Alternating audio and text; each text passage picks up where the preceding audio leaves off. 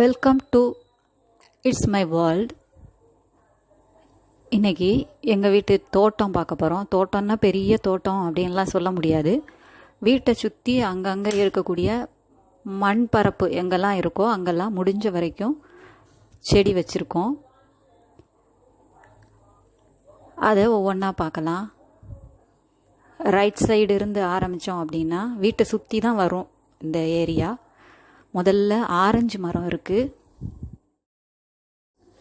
Kamala orange அப்படின்னு சொல்லுவோம் இல்லையா, அந்த இலையிலையே அந்த பழத்தோட வாசம் தெரியுது.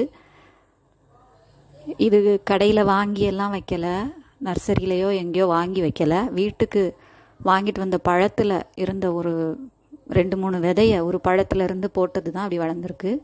இது மிளகா செடி. இதில் இருக்கக்கூடிய அந்த சின்ன சின்ன செடிகள் பப்பாளி விதை எப்போவோ வச்சதுன்னு நினைக்கிறேன்.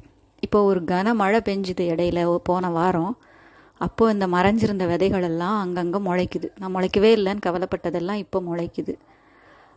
மிளகா விதை தூவி இருந்ததெல்லாம் முளைக்குது. இது பின்னால் ஒரு தொட்டியில் இருந்ததை எடுத்து 1-2 இங்கே வச்சுருக்கிறேன். அது கொஞ்சம் வளர வளர வேறு வேறு இடங்கள்ல அந்த மிளகா செடியை வைக்கணும். இது செம்பருத்தி அங்கேருந்து இங்கே வருது. இது மருதாணி செடி. மருதாணி செடி வரைக்கும் அந்த செம்பருத்தியோட கொப்பு வருது. இது இந்த மரத்தை தாண்டி தான் இருக்குது. இது மருதாணி செடி. இங்கே கற்றாழை வச்சுருக்கிறேன். அதுலேயும் இந்த மிளகா கன்று அங்கங்கே எடுத்து வச்சுருக்கிறேன். இது ஒரு ஆரஞ்சு. இங்கேயும் வச்சுருந்த 2மே வளர்ந்துருச்சு. இப்போ 2மே கமலா ஆரஞ்சு தான்.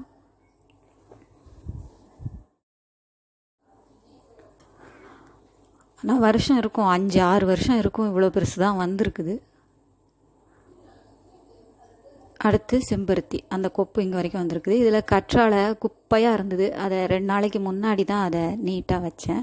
செம்பருத்தி கொப்பு பாருங்கள், மருதாணி செடியை வரைக்கும் தொடுது. இடையில கருவேப்பிலை மரம் இருக்குது. இந்த மரம் நிறைய இலை இருந்தது. இப்போ ரீசெண்டாக தான் ஒரு நாள் விட்டு ஒரு நாள் ஒருத்தர் மார்க்கெட்டுக்காக கருவேப்பிலை பறிச்சுட்டு போனார்.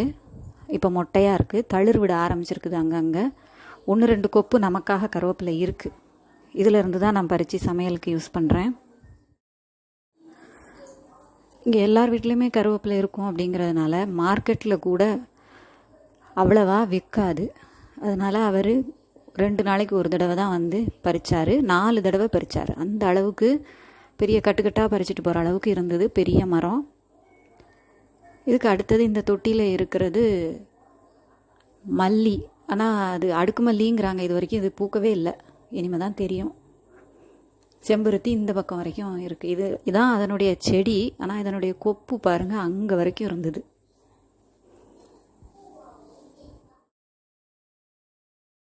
ஒரு நீள கொப்பு அந்த கருவேப்பிலையை தாண்டி மருதாணி வரைக்கும் இருக்குது. அதில் நிறைய பூத்துருக்கு. டெய்லி பூக்குது. கொஞ்சம் கொஞ்சம் சாமிக்கு எடுத்து வச்சாலும் மிச்சம் இருக்குது. ஸோ இந்த கொப்பும் ஒரு 3 கொப்பு உடச்சி எடுத்தோம். அதில் இப்போ தளிர் இருக்குது பாருங்கள், குட்டி குட்டியாக. நான் அதை அப்படி வளர்ந்துடும் வேகமாக.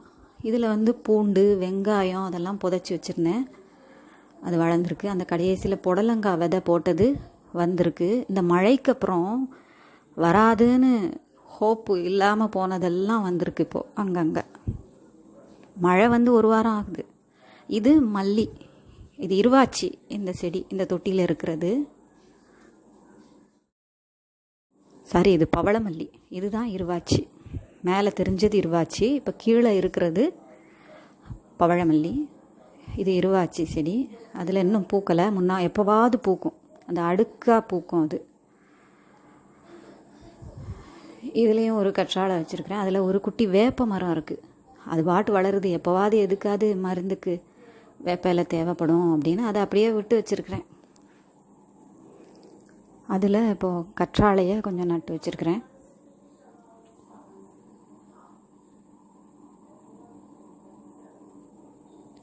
இது மல்லி. மொட்டு விட்டுருக்கு பார்த்தீங்களா, அதே சொல்லுது மல்லிங்கிறத.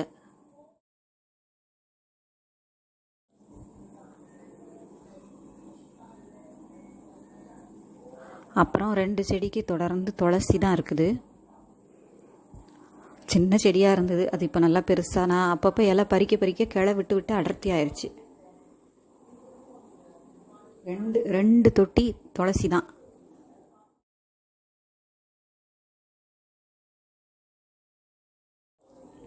அதை ஒட்டி மணத்தக்காளி செடி இருக்குது. ஏற்கனவே ஒரு தடவை அதிலிருந்து இலையெல்லாம் மட்டும் பறித்து சமையல் பண்ணியாச்சு. இப்போ அதுக்கப்புறம் வந்த தளிர் தான் இப்போ குட்டி குட்டி இலையாக நிற்கிது. 4 செடி இருந்தது. அதில் ஒரு செடி கருகி போச்சு பாருங்கள். ஏற்கனவே அது நிறைய பழுத்த இலையோடு இருந்தது. ஒரு மாதிரி வாடி நிற்கிது. அதை தூக்கி போடலைனா. கீழே பப்பாளி, இதுக்கு முன்னாடி இதே இடத்துல ஒரு பப்பாளி மரம் இருந்தது. அதுக்கப்புறம் நான் வச்சதெல்லாம் ஒன்றும் வரலை. இதை தொட்டியில் வச்சு வளர்த்து இப்போ இறக்கி வச்சுருக்கிறேன். அதுக்கு பின்னால் 2 கற்றாழை எக்ஸஸாக தொட்டியில் இருக்குன்னு தூக்கி போட்டது. இப்போ அது 2ம் நல்லா வளர்ந்துட்டுருக்குது. அதிலிருந்து தான் கற்றாழை குழம்பு அன்னைக்கு வச்சேன்.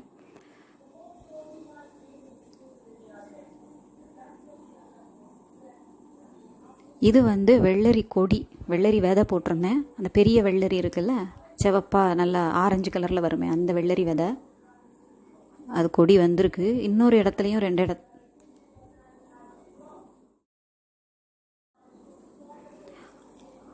அதுக்கு அடுத்து இருக்கிற தொட்டிலையும் 2 தொட்டிலையுமே ஒரு மணத்தக்காளி செடி இருக்குது. இது எல்லாத்துலேயும் இருந்து தான் இலையை கலெக்ட் பண்ணி ஒரு நாள் சமைச்சேன். இப்போ அடுத்து எல்லாம் குட்டி குட்டியாக வந்திருக்கு. இதுதான் எங்கள் வீட்டில் இருக்கக்கூடிய வாழை மரம். இது முதல்ல வச்சு 2 வாழை மரம் கொலை தள்ளிருச்சு. அதில் வந்த கன்று இப்போ 3 கன்று பெருசாக வளர்ந்துருக்குது. அதிலிருந்து ஒரு பெரிய கன்று எடுத்து அந்த பக்கம் வச்சுருக்குறோம். மற்றதெல்லாம் இப்போ சின்ன சின்னதாக கன்று வந்திருக்கு.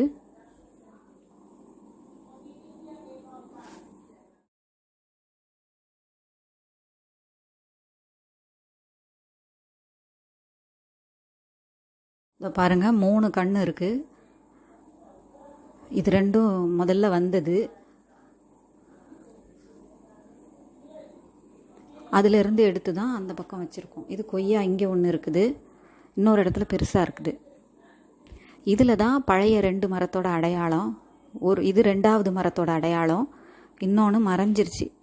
அந்த இடுக்கில் நான் விரல் காமிக்கிற இடத்துல ஃபஸ்ட்டு மரம் வந்தது. இது 2வது மரம், வெட்டி எடுத்தது அந்த இடம். அப்புறம் இதில் முருங்கை குச்சியை சொருவி வச்சுருக்கிறேன். வருங்கிற நம்பிக்கையில், அது காயலை, அதனால் வந்துடும் நம்புகிறேன். இங்கே மிளகா விதை நிறைய கொட்டியிருந்தேன். அது மண் அப்படியே தள்ளிக்கிட்டு நிறைய வந்திருந்தது. இதிலிருந்து தான் பெரிய பெரிய செடிகளை எடுத்து அங்கங்கே தொட்டியில் வச்சுருக்கிறேன். இது ஒரு குட்டி கொய்யா. இந்த கொய்யா சாப்பிட்டு போட்ட பழத்தில் வந்தது. எதுவுமே செடி வெளியில் வாங்கலை. இந்த வாழை பக்கத்து வீட்டில் உள்ளவங்க தந்தது.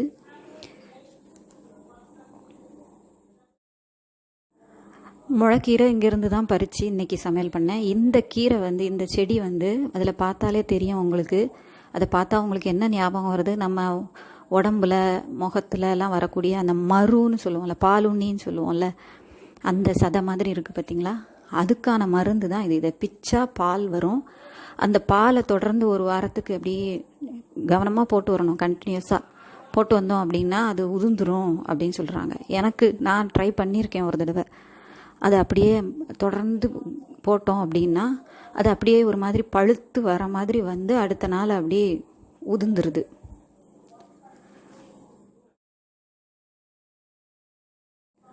இந்த பக்கம் ஒரு குட்டி தக்காளி செடி இருக்குது. இன்னும் குட்டியாக ஒரு தக்காளி செடி இருக்குது. இதுலேயும் அந்த செடி இருக்குது பாருங்கள். அது எங்கே இருந்தாலும் நான் அதை பிச்சு போடுறதில்ல. அது மருந்துங்கிறதுனால யாருக்காவது உதவும் அப்படிங்கிறதுனால வச்சுருப்பேன்.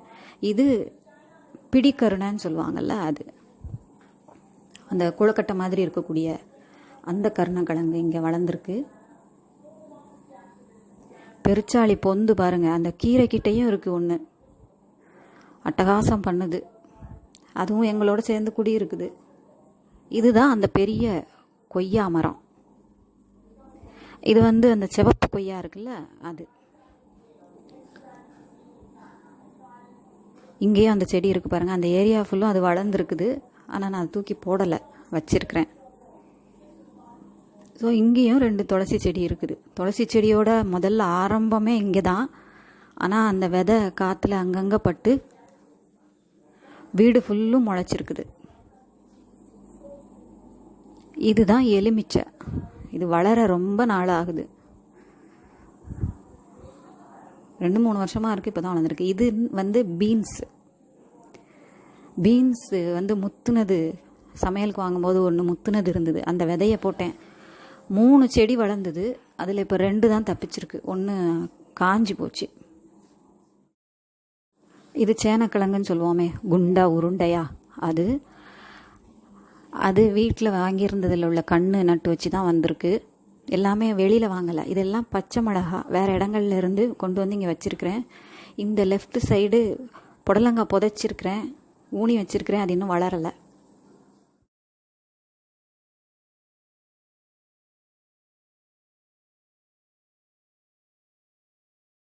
அதை அடுத்து பாகற்காய் கொடி இருக்குது, அதையும் அடுத்து அவரைக்காய் கொடி இருக்குது. அது நல்லா பெருசாக வளர்ந்துருக்கு.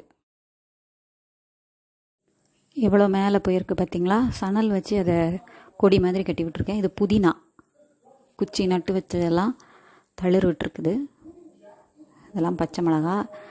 இந்த பூவை பற்றி சொல்லலை இல்லையா, அதை மின்னல் பூ அப்படின்னு சொல்கிறாங்க. மழை, பெரிய மழை மின்னலோடு பெஞ்சுதுனா தான் இது மொட்டு விட்டு பூ பூக்கும். ஒரு வாரத்துக்கு முன்னாடி பெரிய மழை பெஞ்சுது இடி மின்னலோட, அப்போது மொட்டு விட்டு இன்றைக்கி பூத்துருக்கு. 2-3 நாளாக அதை பார்த்துட்டு இருந்தோம், மொட்டு வந்திருக்குன்னு. இன்றைக்கி பூத்துருக்கு. அதை மிஸ் பண்ணிடக்கூடாதுன்னு இன்றைக்கே கார்டனுக்குள்ளது எடுத்துட்டேன்.